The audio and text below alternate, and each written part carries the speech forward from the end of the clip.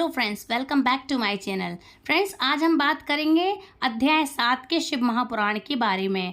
पहले का अध्याय था अध्याय 6, उसके आगे का वृतांत आज हम आपको सुनाएंगे, जो कि अध्याय 7 में आपको मिलेगा। तो ब्रह्मा जी कहते हैं, हे नारद, तदंतर में हिमालय के कैलाश शिखर पर रहने वाले परमेश्वर महादेव शिव को लाने के लिए प्रसन्नतापूर्वक उनके पास गया और उनसे इस प्रकार बोला, हे वृषभ ध्वज, सती के लिए मेरे पुत्र दक्ष ने जो बात कही है उसे सुनिए, और जिस कार्य को वे अपने लिए असाध्य मानते थे उसे सिद्ध हुआ ही समझिए। दक्ष ने कहा कि मैं अपनी पुत्री भगवान शिव के हाथों में ही दूंगा, क्योंकि उन्हीं के लिए ये कन्या उत्पन्न हुई है। शिव के साथ सती का विवाह हो, ये कार्य तो मुझे स्वतः ही अभीष्ट है। फिर आपके भी कहने से इसका तो महत्व और अधिक बढ़ गया। मेरी पुत्री ने स्वयं इसी उद्देश्य से भगवान शिव की आराधना की है, और इस समय शिव जी भी मुझसे इसी के विषय में अन्वेषण अर्थात पूछताछ कर रहे हैं। इसलिए मुझे अपनी कन्या अवश्य ही भगवान शिव के हाथों में देनी है। विधाता वे भगवान शंकर शुभ लग्न और शुभ मुहूर्त में यहाँ पधारे, उस समय मैं उन्हें शिक्षा के तौर पर अपनी यह पुत्री दे दूंगा। हे वृषभ ध्वज, मुझसे दक्ष ने यही बात कही है, अतः आप शुभ मुहूर्त में उनके घर चलिए और सती को ले आइए। मुने, मेरी यह बात सुनकर भक्त वत्सल रुद्र अलौकिक गति का आश्रय लेकर के हंसते हुए मुझसे कहने लगे, संसार की सृष्टि करने वाले ब्रह्मा जी, मैं तुम्हारे और नारद के साथ ही दक्ष के घर चलूँगा, अतः नारद का स्मरण करो। अपने मरीच आदि मानस पुत्रों को भी बुला लो। विधेय, मैं उन सब के लिए साथ दक्ष के निवास स्थान पर चलूँगा और मेरे पार्षद भी मेरे साथ रहेंगे। नारद, लोकाचार के निर्वाह में लगे हुए भगवान शिव के इस प्रकार आज्ञा देने पर मैंने तुम्हारा और मरीच आदि पुत्रों का भी स्मरण किया है। मेरे याद करते ही तुम्हारे साथ मेरे पुत्र मानस पुत्र मन में आदर की भावना लिए शीघ्र ही वहाँ पहुँच गए। उस समय तुम सभी लोग हर्ष और उल्लास से उत्पन्न हो रहे थे। फिर रुद्र के स्मरण करने पर शिव भक्तों के सम्राट भगवान शिव भी अपने सैनिकों तथा कमला देवी के साथ गरुड़ पर आरूढ़ होकर के तुरंत ही वहां आ गए। तद चैत्र मास के शुक्ल पक्ष की त्रयोदशी तिथि में रविवार की पूर्वा फाल्गुनी नक्षत्र में मुझ ब्रह्मा और विष्णु आदि समस्त देवताओं के साथ महेश्वर ने विवाह के लिए यात्रा की।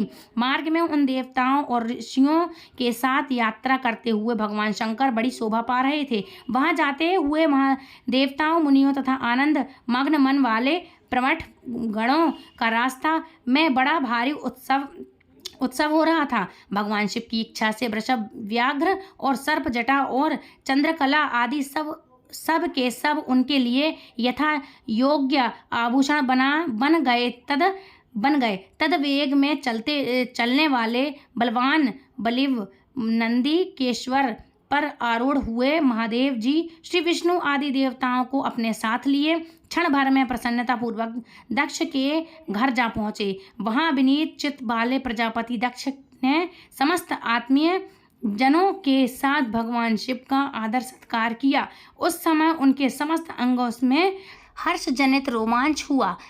स्वयं दक्ष ने अपने पर आए हुए समस्त देवताओं का सत्कार किया। वे सब लोग सुरश्रेष्ठ शिव को बैठाकर उनके पार्श्व भाग में स्वयं भी मुनियों के साथ क्रमशः बैठ गए। इसके बाद दक्ष ने मुनियों सहित समस्त देवताओं की परिक्रमा की और उन सब के साथ भगवान शिव को घर के भीतर ले आए। उस समय दक्ष के मन में बड़ी प्रसन्नता थी। उन्होंने सर्वेश्वर शिव को उत्तम आसन देकर स्वयं ही विधि पूर्वक उनका पूजन किया। तत्पश्चात श्री विष्णु का, मेरा, ब्राह्मणों का, देवताओं का और समस्त शिव गणों का भी यथोचित विधि से उत्तम भक्ति भाव के साथ पूजन किया। इस तरह पूजनीय पुरुषों तथा अन्य लोगों सहित उन सबका यथोचित आदर सत्कार करके दक्ष ने मेरे मानस पुत्र मरीच आदि मुनियों के साथ आवश्यक सलाह की। इसके बाद मेरे पुत्र दक्ष ने मुझ पिता से मेरे चरणों में प्रणाम करके प्रसन्नता पूर्वक कहा, हे प्रभु, आप ही इस वैवाहिक कार्य को संपन्न करवाइए। तब मैं भी हर्ष भरे हृदय से बहुत अच्छा कहकर उठा और वह सारा कार्य कराने लगा। तद ग्रहों के बल से युक्त शुभ लग्न और मुहूर्त में दक्ष ने हर्षपूर्वक अपनी पुत्री सती का हाथ भगवान शंकर के हाथों में दे दिया। उस समय हर्ष से भरे हुए भगवान वृषभ ध्वज ने भी वैवाहिक विधि से सुंदर दक्ष कन्या का पाणी ग्रहण किया।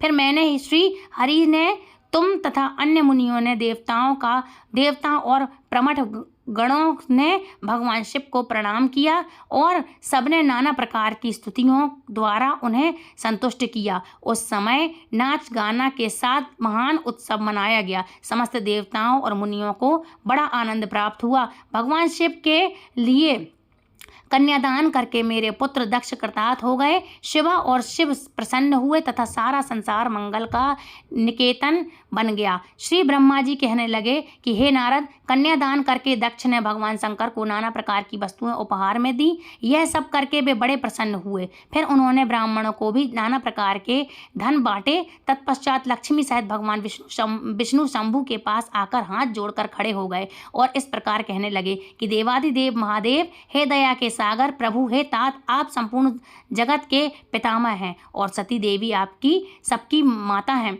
आप दोनों सत्पुरुष के कल्याण तथा दुष्टों के दमन के लिए सदा लीलापूर्वक अवतार ग्रहण करते हैं। यह सनातन श्रुति का कथन है। आप चिकने नील अंजन के समान शोभा वाली सती के साथ जिस प्रकार शोभा पा रहे हैं, मैं उससे उल्टे लक्ष्मी जी के साथ शोभा पा रहा हूँ। अर्थात सती नील वर्ण तथा आप गौर वर्ण हैं, उससे उल्टे मैं नील वर्ण का, लक्ष्मी गौर वर्ण है। हे नारद, इस प्रकार मैं देवी सती के पास आकर के ग्रह सूत्रों विधि में से विस्तार पूर्वक सारा अग्नि कार्य कराने लगा। मुझ आचार्य तथा ब्राह्मणों की आज्ञा से शिवा और शिव ने बड़े हर्ष के साथ विधि पूर्वक अग्नि की परिक्रमा की। उस समय वहाँ खड़ा बड़ा अद्भुत उत्सव सजाया गया।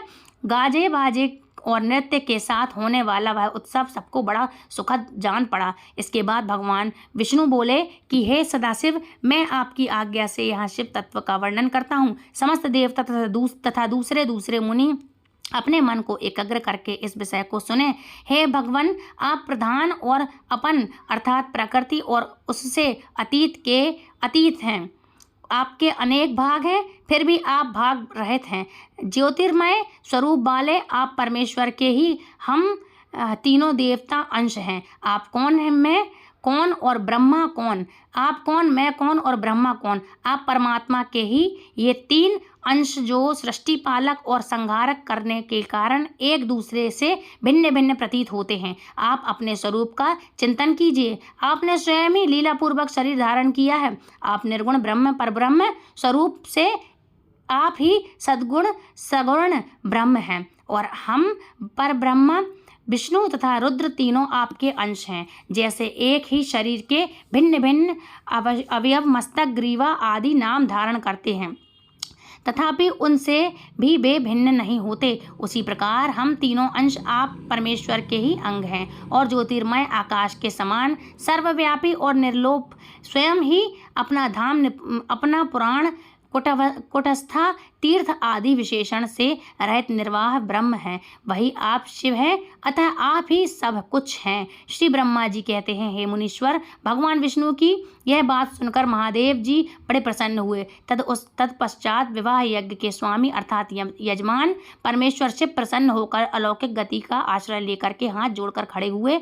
मुझे ब्रह्मा से प्रेम पूर्वक कहने लगे, शिवजी ने कहा, मैं ब्राह्मण अपने सार वैवाहिक कार्य अच्छी तरह संपन्न करा दिया। अब मैं प्रसन्न हूँ। आप मेरे आचार्य हैं, बताइए आपको क्या दक्षिणा दूं? हे सुर श्रेष्ठ, आप उस दक्षिणा को मांगिए।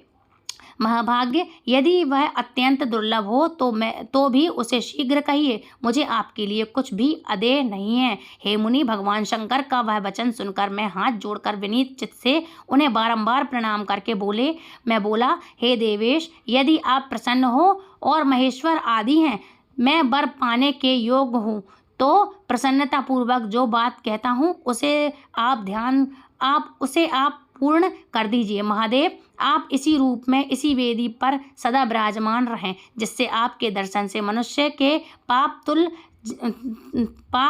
तुल्य नष्ट हो जाएं। हे चंद्रशेखर, आपका सानिध्य होने से मैं इस वेदी के समीप आश्रम बनाकर तपस्या करूंगा और यही मेरी अभिलाषा है। चैत्र के शुक्ल पक्ष की त्रयोदशी को पूर्वा फाल्गुन नक्षत्र में रविवार के दिन इस भूतल पर जो मनुष्य भक्ति भाव से आपका दर्शन करे, उसके सारे पाप तत्काल नष्ट हो जाएं, विपुल पुण्य की वृद्धि हो और समस्त रोगों का सर्वदा नाश हो जाए। जो नारी दुर्भाग्य वंध्या कानी अथवा रूप ही ना हो वह भी आपके दर्शन मात्र से ही अवश्य निर्दोष हो जाए। मेरी यह बात उनकी आत्मा को सुख देने वाली थी। इसे सुनकर भगवान शिव ने बड़े प्रसन्न होकर कहा, हे विधाता, ऐसा ही होगा। मैं तुम्हारे कहने से संपूर्ण जगत के हित के लिए अपनी पत्नी सती के साथ इसी वेदी पर तथास्तु ऐसा कहकर पत्नी सहित भगवान शिव अपनी अंश रूपणी मूर्ति को प्रकट करके वेदी के मध्य भाग में विराजमान हो गए। तत्पश्चात स्वजनों पर स्नेह रखने वाले परमेश्वर शंकर दक्ष से विदा लेकर के अपनी पत्नी सती के साथ कैलाश जाने को तैयार हुए। उस समय उत्तम बुद्धि वाले दक्ष ने विनय से मस्तक झुकाकर हाथ जोड़कर भगवान वृषभ ध्वज की प्रेम पूर्वक स्तुति की। फिर श्री विष्णु समस्त देवताओं, मुनियों और शिव गणों ने नमस्कार पूर्वक नाना प्रकार की स्तुति करके बड़े आनंद से जय जयकार किया। तदंतर दक्ष की आज्ञा से भगवान शिव ने प्रसन्नता पूर्वक सती को वृषभ की पीठ पर बैठाया और स्वयं भी उसी पर आरूढ़ होकर वे प्रभु हिमालय पर्वत की ओर चले गए। भगवान शंकर के समीप वृषभ बैठी हुई सुंदर दांत और मनोहर हास वाली सती अपने नील श्याम वर्ण के कारण चंद्रमा में नीली रेखा के समान शुभ पा रही थी। उस समय उन नव दंपति की शोभा देखकर श्री विष्णु आदि समस्त देवता, मरीच आदि महर्षि तथा दूसरे लोग ठगे रह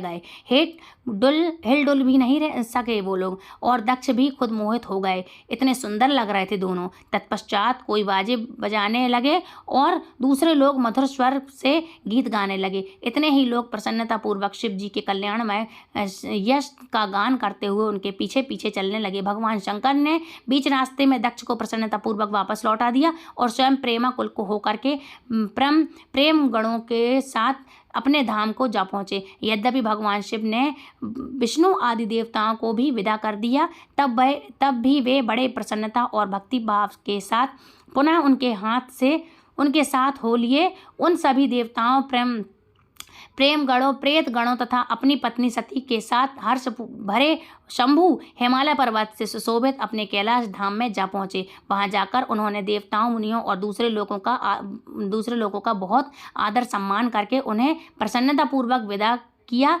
शंभु की आज्ञा लेकर के वे विष्णु आदि सभी देवता तथा मुनि नमस्कार और स्तुति करके मुख पर नता की छाप लिए अपने अपने धाम को चले गए। सदाशिव का चिंतन करने वाले भगवान शिव भी अत्यंत आनंदित होकर हिमालय के शिखर पर रहकर अपनी पत्नी दक्ष कन्या सती के साथ विवाह करने लगे। श्री सूत जी कहते हैं, हे मुनियों, पूर्व काल में स्वयंभु मनवंतर में भगवान शंकर और सती का जिस प्रकार विवाह हुआ वह सारा प्रसंग मैंने तुमसे कह दिया है। जो विवाह काल में, यज्ञ में अथवा किसी भी शुभ कार्य के आरंभ में भगवान शंकर की पूजा करके शांत चित्त से इस कथा को सुनता है, उसका सारा कर्म तथा वैवाहिक आयोजन बिना किसी ध्वजा विघ्न बाधा के पूर्ण हो जाता है और दूसरे शुभ कर्म भी सदा निर्विघ्न पूर्ण होते हैं। इस शुभ उपाख्यान को प्रेम पूर्वक सुनकर विवाहित होने वाली कन्या भी सुख, सौभाग्य, सुशील और सदाचार आदि सद्गुणों से संपन्न साध्वी स्त्री तथा पुत्रवती हो जाती हैं। कैलाश तथा हिमालय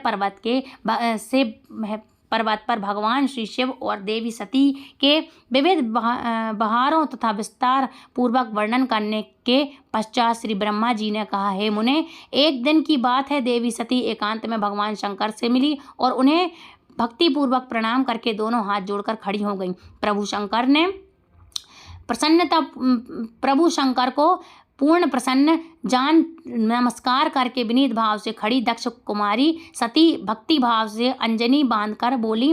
देवी सती ने कहा, हे देवादिदेव महादेव, करुणा सागर प्रभु, दिनोधार परायण, हे योगिन मुझ पर कृपा कीजिए, आप परम पुरुष हैं, सबके स्वामी हैं, रजोगुण सत्वगुण और तमोगुण से परे हैं, निर्गुण भी हैं और सगुण भी हैं, सबके साक्षी निर्विकार और महाप्रभु हैं। हे हर, मैं धन्य हूँ जो आपकी कामिनी और आपके साथ सुंदर विवाह करने वाली आपकी प्रिया हुई। हे स्वामी, आप अपनी भक्ति वत्सल होता से ही प्रेरित होकर मेरे पति हुए हैं। हे नाथ, मैंने बहुत वर्षों तक आपके साथ विहार किया है महेश्वर, इससे मैं बहुत संतुष्ट हुई हूँ और अब मेरा मन उधर से हट गया है। हे देवेश्वर, अब तो मैं उस परम तत्व का ज्ञान प्राप्त करना चाहती हूँ जो रति शयन सुख प्रदान करने वाला है तथा जिसके द्वारा जीव संसार दुख से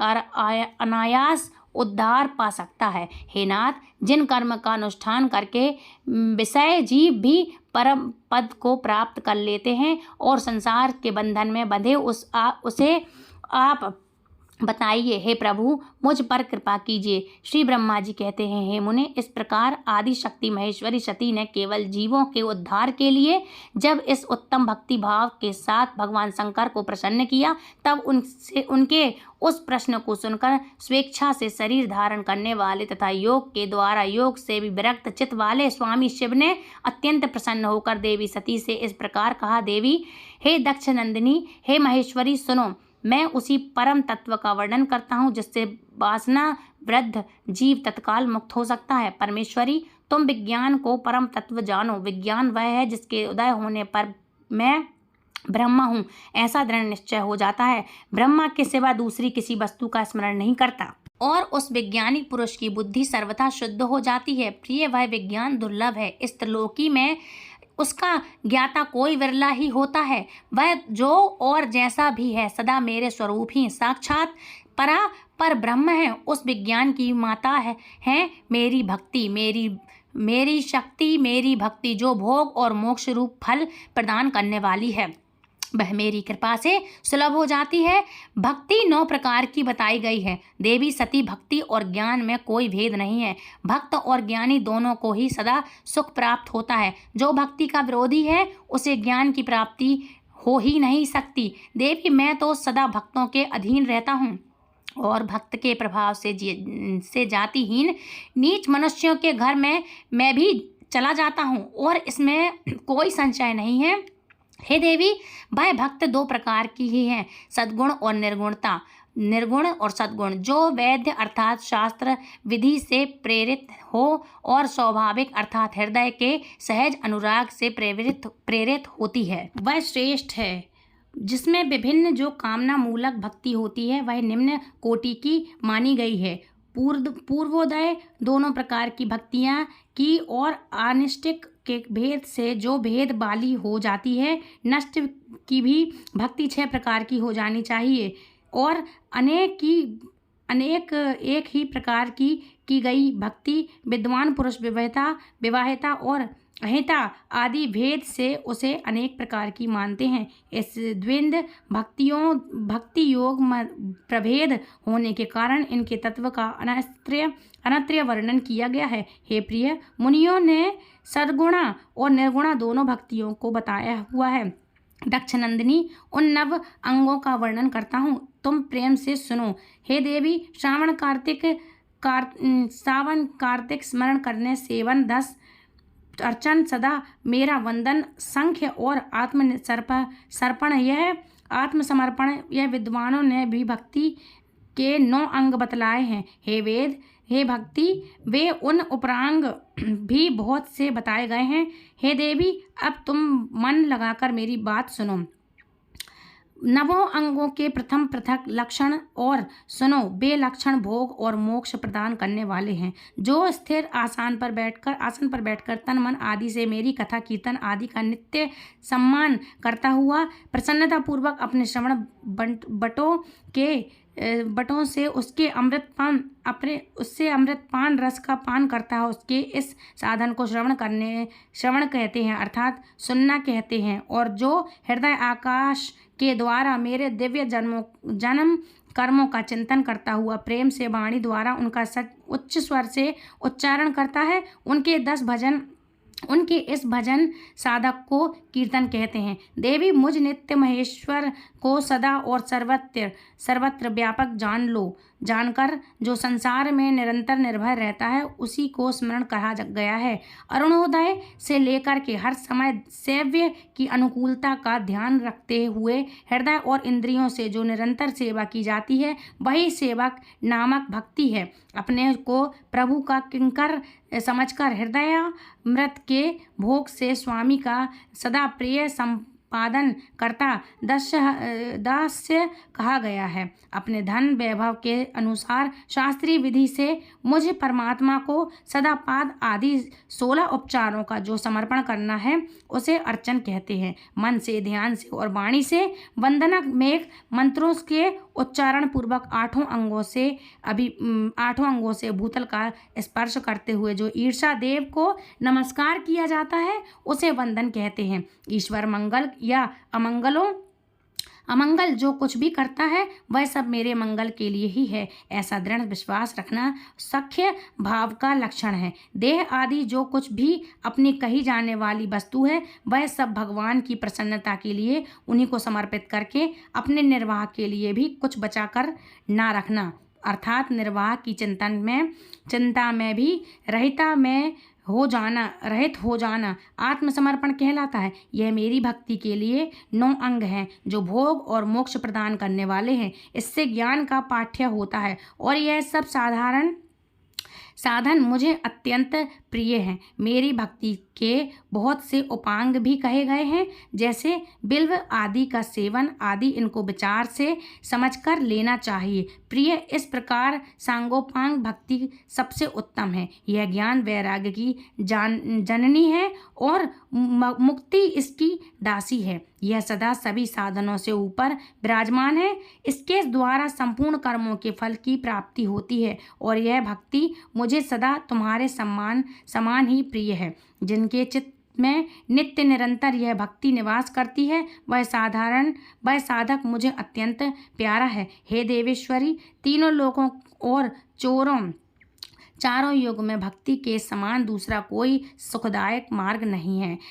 कलयुग में तो विशेष सुखद और सुविधाजनक है। हे देवी, कलयुग में प्रायः ज्ञान और वैराग्य के कोई ग्राहक नहीं है, इसलिए वे दोनों वृद्ध उत्साह शून्य और रजरज हो गए हैं। परंतु भक्ति कलयुग में तथा अन्य सब युगों में भी प्रत्यक्ष फल देने वाली है। भक्ति के प्रभाव से मैं सदा उनके वश में रहता हूँ, इसमें कोई संशय नहीं है। संसार में जो भक्ति मार्ग दोनों को दूर करता हूँ उस भक्ति का जो शत्रु होता है वह मेरे लिए दंडनीय है और उसमें कोई संशय नहीं है। देवी, मैं अपने भक्तों का रक्षक हूँ। भक्त की रक्षा करने के लिए ही मैंने कुपित होकर के अपने नेत्र जनित अग्नि को काल को भी ददक कर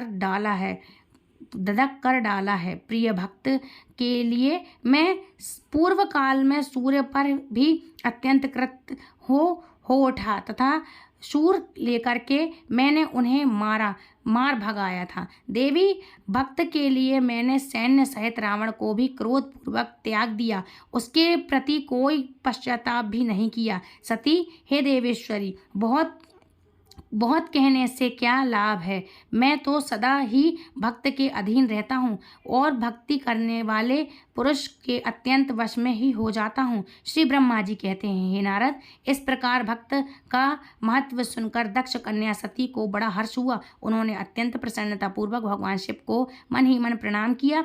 हे मुने, सती देवी ने पुनः भक्ति कांड विषयक शास्त्र के विषय में भक्ति पूर्वक पूछा। उन्होंने जिज्ञासा की कि जो लोक में सुखदायक तथा जीवों के उद्धार के साधकों का प्रतिपादक है वह शास्त्र कौन सा है। उन्होंने यंत्र मंत्र शास्त्र उन्होंने महानतम तथा अन्य जीवों साधक धर्म साधकों के विषय में विशेष रूप से जानने की इच्छा प्रकट की। सती के इस प्रश्न को सुनकर शंकर ने मन में बड़ी प्रसन्नता हुई। शंकर जी के मन में उन्होंने जीवों के उद्धार के लिए सभी शास्त्रों का प्रेम पूर्वक वर्णन किया। महेश्वर ने 5 अंगों सहित तंत्र शास्त्र, यंत्र शास्त्र तथा विभिन्न देवेश्वर की महिमा का वर्णन किया। मुनीश्वर इतिहास कथा सहित उन देवताओं के भक्तों की महिमा का वर्णाधाम वर्णाश्रम धर्मों का और राज धर्मों का भी निरूपण किया। पुत्र और स्त्री के धर्म की महिमा का कभी नष्ट न होने वाला वर्णाश्रम धर्म का और जीवों को सुख देने वाले वैदिक शास्त्र तथा ज्योतिष शास्त्र का भी वर्णन किया। महेश्वर ने कृपा करके उन उत्तम सामुद्रिक शास्त्र तथा और भी बहुत से शास्त्रों का तत्व सह वर्णन किया। इस प्रकार लोपन का कहने लोकप का कहने के लिए सद्गुण संपन्न शरीर धारण करने वाले त्रिलोकी सुखदायक और सर्वज्ञ सती शिव हिमालय के कैलाश शिखर पर तथा अनन्यास स्थानों के नाना प्रकार की लीलाएं करते थे। वे दोनों दंपत्ति साक्षात पर ब्रह्म स्वरूप हैं। देवेश्वर नारद बोले, हे ब्राह्मण, हे ब्राह्मण, हे विधेय, ये प्रजानाया है। महाप्रज्ञ दयानिधि, आपने भगवान शंकर और देवी सती के मंगलकारी सुयश का वर्णन कराया है। अब इस समय पुनः प्रेम पूर्वक उनके उत्तम यश का वर्णन भी कीजिए। उन शिव दंपत्ति ने वहां रहकर कौन सा चरित्र किया था? तब ब्रह्मा जी कहने लगे, मुने, मुझसे सती और शिवजी के चरित्र का प्रेम से श्रवण करो। वे दोनों दंपत्ति वहां अलौकिक गति का आश्रय लेकर निरंतर क्रीड़ा ही करते रहे। तद महादेव सती को अपने पति शंकर का वियोग प्राप्त हुआ, ऐसा कुछ श्रेष्ठ बुद्धिमान वाले विद्वानों का कथन है। परंतु हे मुने, वास्तव में उन दोनों का परस्पर वियोग कैसे हो सकता है? क्योंकि वे दोनों वाणी और अर्थ के समान एक दूसरे से सदा मिले जुले हैं, शक्ति और शक्तिमान हैं, शिव शक्ति हैं, चित्त स्वरूप हैं। फिर भी उनमें लीला विषय रुचि होने के कारण वह सब कुछ संगठित हो सकता है। सती और शिव यद्यपि ईश्वर हैं, तब भी अलौकिक रीति का अनुसरण करके वे जो लीलाएं करते हैं, वे सब संभव हैं। दक्ष कन्या सती ने जब देखा कि मेरे पति ने मुझे त्याग दिया है, तब वे अपने पिता दक्ष के यज्ञ में गईं और वहां भगवान शंकर का अनादर देखकर उन्होंने अपने शरीर को त्याग दिया। वे ही सती पुनः हिमालय के घर में पार्वती के नाम से प्रकट हुई और बड़ी भारी तपस्या करके उन्होंने विवाह के द्वारा पुनः भगवान शिव को प्राप्त कर लिया। श्री सूत जी कहते हैं, हे महर्षियों, ब्राह्मण जी, यह बात सुनकर के नारद जी ने विधाता से शिवा और शिव के महान यश के विषय में इस प्रकार पूछा। देवर्षि नारद बोले, महाभाग्य, हे विधाता, आप मुझे शिवा और शिव के भाव तथा आचरण से संबंधित रखने वाले उनके चरित्र को विस्तार पूर्वक सुनाइए। हे तात, भगवान शंकर ने अपने प्राणों से भी प्यारी धर्मपत्नी सती का किस लिए त्याग किया? यह घटना तो मुझे बड़ी विचित्र जान पड़ती है, अतः इसे आप अवश्य कहिए। विधाता, आपके पुत्र दक्ष ने के यज्ञ में भगवान शिव का अनादर कैसे हुआ और वहाँ पिता के यज्ञ में जाकर देवी सती ने अपनी शरीर का त्याग किस प्रकार किया? उसके बाद क्या हुआ? तो फ्रेंड्स, इसके आगे का वृतांत आपके लिए नेक्स्ट अध्याय में बताऊंगी कि शिव शक्ति अलग कैसे हुए, कैसे पार्वती के रूप में उनका जन्म हुआ। तो इसका आगे का अध्याय आपके लिए बताऊंगी मैं नेक्स्ट वीडियो में। तब तक के लिए फ्रेंड्स, राधे राधे, हरे कृष्णा। यदि वीडियो पसंद आई तो प्लीज़ वीडियो को लाइक, शेयर, कमेंट करना, चैनल सब्सक्राइब करना बिल्कुल ना भूलें और बेल आइकन को ऑल पर प्रेस करें ताकि आने वाली नोटिफिकेशन सबसे पहले आप तक पहुँचे। आगे देखेंगे शिव सती का संवाद। हरिहर, हरे कृष्णा, हरि बोल।